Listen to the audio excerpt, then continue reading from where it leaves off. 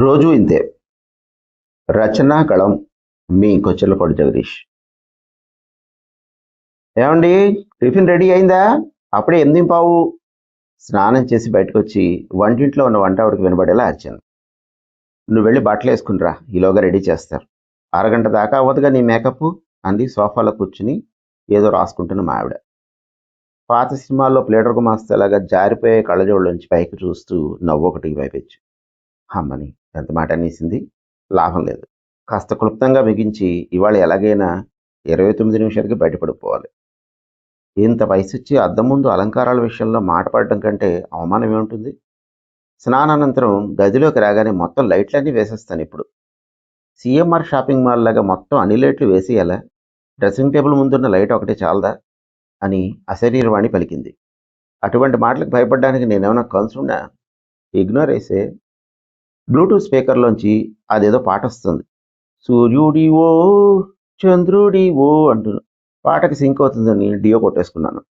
ఆనక పౌడర్ డబ్బాలోంచి ఉద్ధృతంగా పడుతున్న పౌడర్ అలా ధారాళంగా జారి నా చేతిలో కంటే మా విజయనగరం నియోజకవర్గంలోనే ఎక్కువగా పడింది.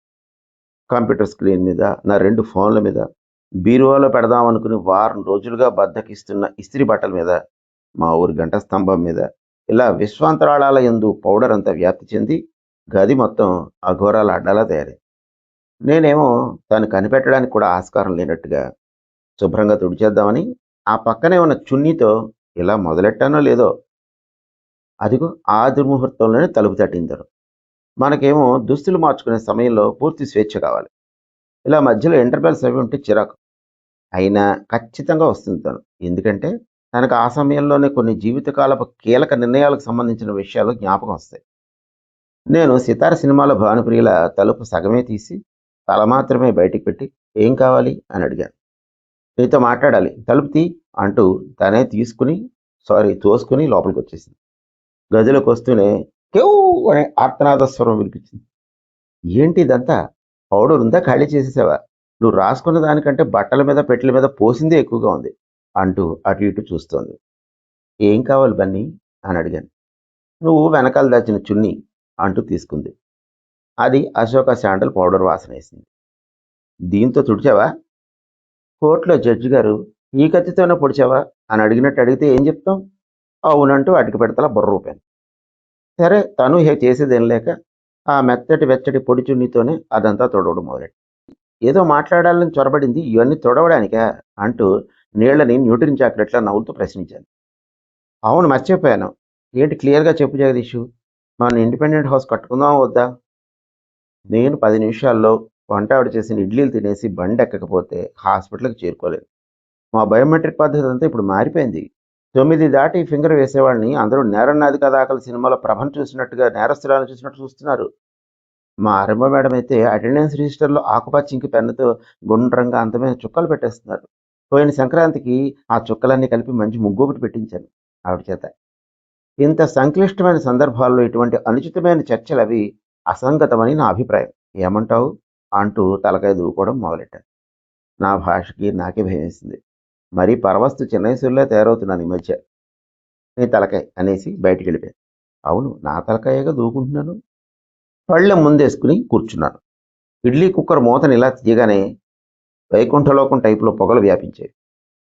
ఆవిరికుడిని ఆర్టిస్టిక్గా కోయడంలో అందవేసిన చెయ్యి తనది.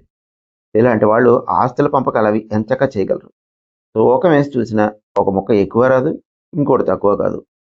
తనని సర్ప్రైజ్ చేద్దామని అదే పని నేను ఒకసారి చేశాను. రామాపురం అనే గ్రామంలో ధర్మయ్య 4 కొడుకులు ఆస్తి తగాదాలతో కొట్టుకు చచ్చేలా వచ్చాయి ముక్కలన్నీ. అప్పటి నుంచి ఈ కటింగ్లు అవి మనకు అనవసరం అని చెప్పి అనుకున్నాను. చట్నీలు ఏం చేసింది? వేరుశనగ అల్లం ఎలాగో రొటీను, కాస్త పుల్ల పుల్లగా కారం కారంగా తగిలితే బాగుంటుంది కదా. వెంటనే మాగాయలో నా పెరుగేసుకుంటా అంటూ ఎలుగెత్తి పాడగానే చిన్న కప్పులోకి ఇంత మాగాయ తీసుకుని దాంట్లో అంత పెరుగేసి కలిపించింది వంట ఆవిడ. ఇటువంటి హడావిడిలో కొత్తిమీర గురించి అడగడం అనవసరం అని ఊరుకున్నాను. మామూలుగా అయితే పాపం సేమియా పాయసంలో తప్ప అన్నింట్లోనూ వేస్తుంది మా కొత్తిమీర జాస్మిన్. అల్లపచ్చట్లో బెల్లం కంటే అల్లం ఎక్కువై కళ్ళల్లోంచి నీళ్ళు వచ్చేసి తల్లడిల్లిపోయాను. సాయంత్రం వచ్చాక దాన్ని పునఃప్రక్షాళన చేయమని ఆర్డర్ వేశాను.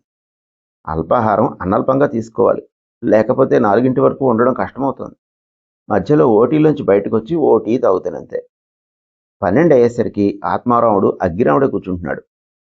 అక్కడ నీలం మూత డబ్బాలో జంతికలున్నాయి. కవర్లో వేసి పట్టుకెళ్ళు. మరీ 4 దాకా అంటే ఉండడం కష్టం కదా అంటూ తను రాస్తున్న పుస్తకాన్ని రాముల వారి పాదాల దగ్గర నుంచి నా దగ్గరకు వచ్చింది. జంతికలంటే గుర్తొచ్చింది. శ్రవణ భార్గవ పాడిన ఒక పరి పాట చూసావా బన్నీ? జంతికలు తింటూ పాడింది అంటూ జనాంతికంగా అడిగాను.